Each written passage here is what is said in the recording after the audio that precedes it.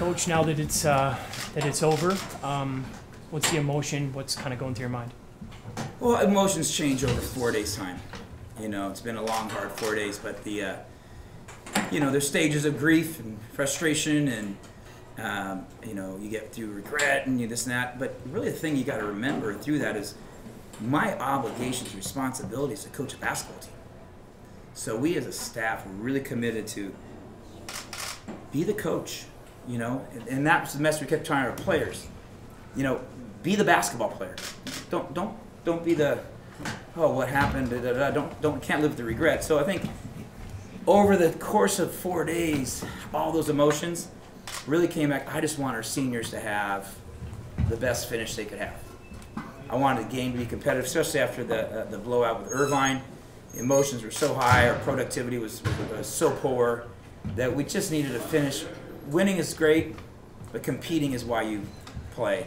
So at this point, my emotion is one of pride. I'm very proud of those three seniors, how they finished, all men up in double figures.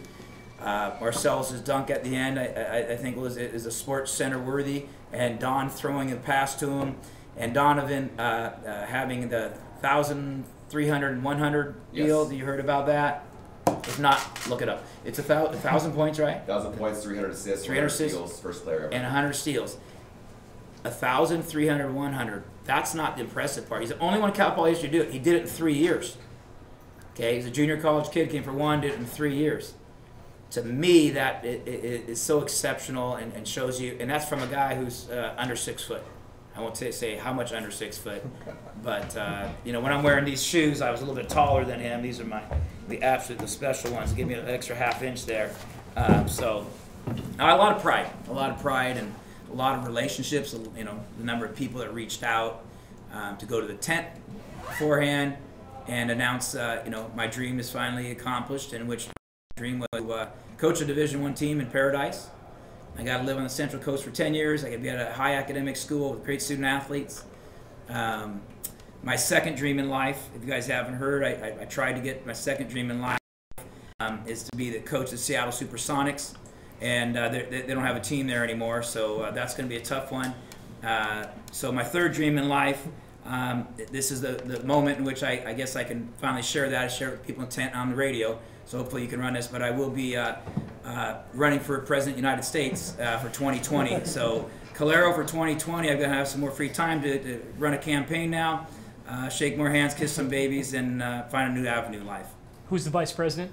We're working on that. My wife says that she's going to be the vice president, and my daughter wants to be director of communications or something once she gets her degree. So, in all seriousness, this has been a dream. It's been a dream ride. It's been a dream place. This was home for 10 years. And home doesn't mean, hey, it's not a place I live. It's a place that we raised our daughter, went through high school, had friends. I saw 5 or 6 of my daughter's friends out of the games, and families, and first name basis people that I have part of a Central Coast culture that you can't get in 2 or 3 years. It takes having a 10-year-old in 4th grade and meeting going to dance classes and giving tickets to somebody in their dance class and getting different people to come and fundraising. The part I loved about it was all the problems that we were able to solve, all the things that we were able to do to remodel the gym and raise money for scoreboards and get the floor done. And we just recently raised $100,000 for our locker room remodel, the improvements for that. Just to each year try and find another target of what we can do to try to elevate the program and elevate basketball and the culture in Central Coast, whether it's a basketball camp, remotely down in Tacoma, a lot of different things that just go back. And when people start sending you those text messages and those emails and those phone calls and those voice messages, appreciate if you're doing this. And you go like, damn, that's good. Because you feel like you kept on, you did it the right way. I don't have the FBI investigating me tomorrow. When I become president, I might, hold back some investigations and so forth. But the nice part is really knowing you did everything. I told my daughter, she goes, you just worked so hard. You worked your ass. I said, that's why I'm happy. Yeah, and there's no regrets or anything. I worked every single day. Every day I thought about Cal Poly basketball and the Central Coast and how to do things the right way. From a moral standpoint, from a work ethic standpoint, and we didn't win enough games. It felt like felt like getting here the first 5 years was like being on that special launch. We just took off, and when we finally landed in space in 2014 and looked down and saw the world down below us, it was like, oh my gosh, this is unbelievable. To go to the big dance and to win a game of the big dance. And then what happens is that sometimes it's altitude sickness. It's like, wow, how do you do it again? And that was a lot of pressure, a lot of expectations. It's very hard to capitalize on that. I think it's really hard in the Big West. And we said 8, 9 different teams have gone to the big dance in the last 9 years. So it's a hard league, to climb up on top and stay up on top. And there were a lot of regrets that we didn't win more games. But a lot of great days when we had guys have heart attack behind the bench and they lived, and we lost the game. All right, well, you can't, you can't control those little things. You have games that you miss a free throw. All right, the kid didn't try to miss a free throw. Every kid's trying to make their free throw. It's like somebody misses a putt. They're a little harder when there's some money on the line. So no regrets, except I wish I would have helped win more games. But the process was sincere, was daily, and I appreciate you guys. I appreciate you coming, covering stuff, giving me a chance to do this profession in a way that few people ever understand the love that gets in that locker room. For that dream to happen, now that your 10 years is complete, what sort of legacy did you hope to leave, or do you think you've left, with the Cal Poly men's basketball program? Well, I think the biggest thing is that each coach and each person that has any stage in life has to remember your stage is your stage, and the next stage is the best thing is to come in and look at some stuff. It's like when you move into a house and you say, well, I like this room the way it is, and then there's other rooms you're like, I don't like the carpet. I'm gonna change the driveway. I'm gonna change that. The next coach, the next people need to be able to come in and make some changes and different philosophical changes. It doesn't matter what it is there. But my legacy is that we did a lot of different things. We tried to play different ways. We tried different things, and a lot to do with who you can recruit. But I think the next person is going to have their thing, and they build on their legacy, and everybody just kind of does it. I don't know what, I haven't gotten to that point of like what did I. We just worked really hard. I mean, that's the one thing I want to say is that I think we worked really hard and had a lot of help. A lot of help. In one thing I do want to point out is somebody that needs to get more credit. Is assistant coach Mitch Reeves was here all 10 years with me, and Mitch came actually from a year as a volunteer at Seattle University, and I understand the basketball business. When the head coach leaves, assistant coaches have a difficult time staying on. I think we have an entire staff of really quality human beings, basketball guys and hard workers and loyal. And I told them, hey, your job is to see if you can't get on to the next coach. A guy like Mitch Reeves could do every single thing from director of basketball operations to offense to defense to running camps and clinics. Kevon Davis is unbelievable, recruiting throughout the United States, and he was on the road, I think, 13 straight days after Hawaii or something. David Hansen, who played here, is a great post-developing guy. And so you just hope those 3 guys that are on the road recruiters get a chance. Probably that's my biggest pain is like, darn, I feel like I let my assistant coaches down because they got to go find another job, pronto. And, Jamal Johnson is our director of basketball ops assistant, and he too knows the program and that collateral damage. I want those bright futures, those guys to be able to understand this is the nature of the business. I was fortunate, I coached 33 years, avoiding the Grim Reaper. And, I had probably 10 to 15 calls from former Division I coaches or current Division I coaches that said, Callero, Grim Reaper gets everybody. You know what? I've been fired. And all these guys are from high major to mid-major to low major going, hey, this is the nature of the business. Dust yourself off. Don't be hard on yourself. You've done great things. You have great time. It's that. That's just what it is. You ebb up and you flow down, and if it's not enough, that it's the next guy's chance. So I get that, and I respect that, and I appreciate all the support you guys have had over the years. How did this situation come about, or when did you first find out, or how did that all happen? I prefer not to really talk about it. I just think that's those are professional questions that should be left out of it, and there's no good information by sharing. You're even thinking about it. I'm much more in an appreciative, mode of where I'm at and how things have gone in my life. So while talking to the players, some of the main things they mentioned was that one of your main messages was, hey, basketball is not all there is to life. And one other big thing there was academics, and you pushed them really hard to be strong in academics. And how did those things play into each other, and why was that so important to you? Well, I was a high school coach and junior college coach, and my dream when I was a high school guy is to get a guy to a 4-year college. And then as a junior college guy, the idea as a junior college coach was get a guy to a 4-year college with a scholarship. When you get to that 4-year college, you're like, dude, I worked 10, 15 years to get to be a Division 20 years, to be a Division 1, 23 years to get to be a Division 1 coach. And when you get that, you're like, oh, I have an obligation to make sure those guys, because you've been working everybody else to get to the big dream.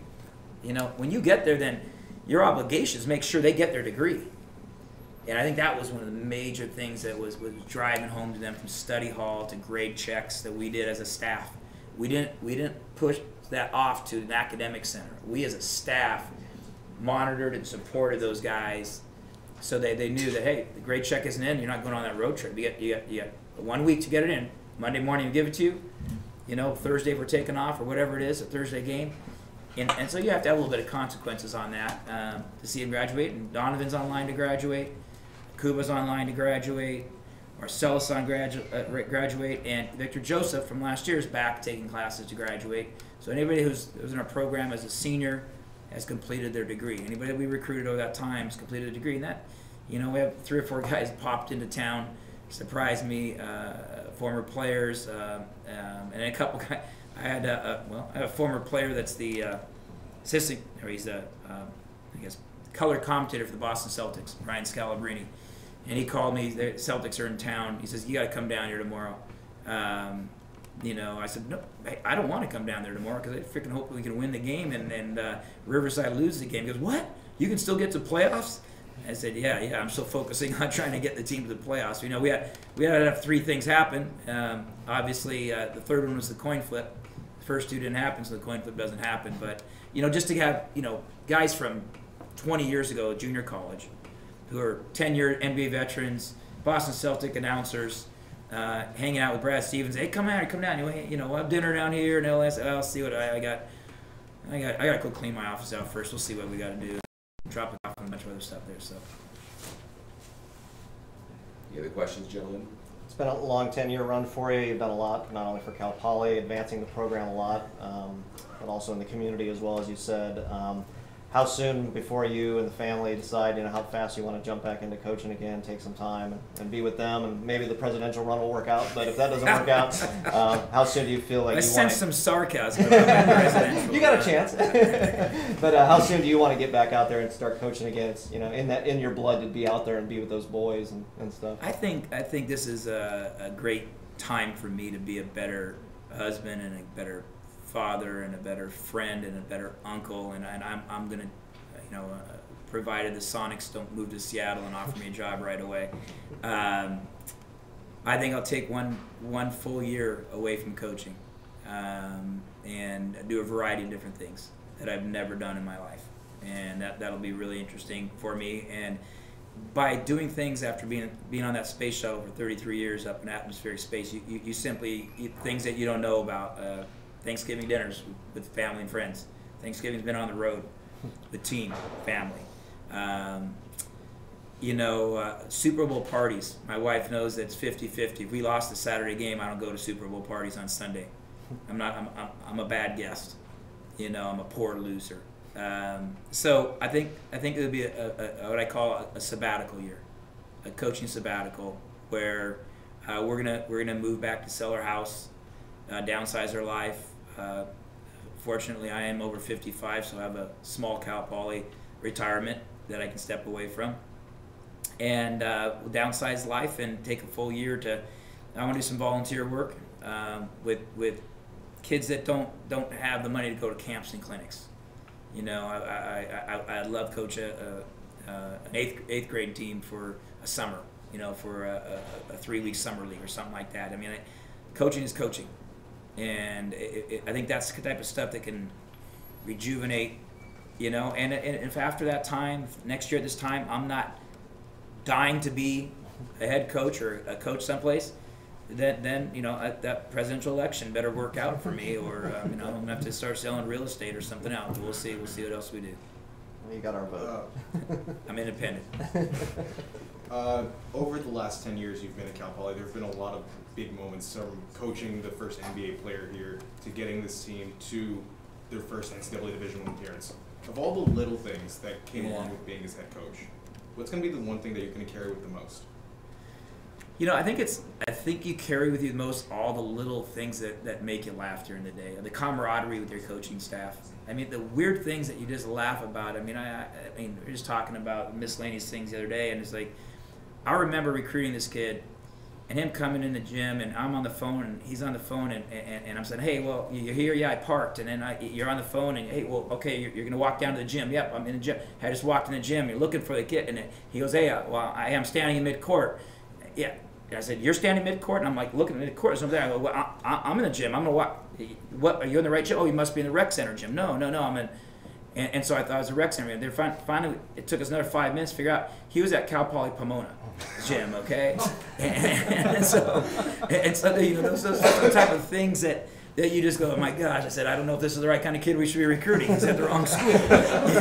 So I don't think that kid passed it. His SAT ever got to be high enough for it to get into Cal Poly. And I think a lot of that kind of those kind of experiences that the staff, coaching staff, gets to really laugh about is rare. There's so many hours we spend together. I mean, again, Sundays, Saturday nights, holidays, and that kind of stuff is can't script it. You can't create anything more than that true. Hey, we know each other pretty well. You can finish our sentences.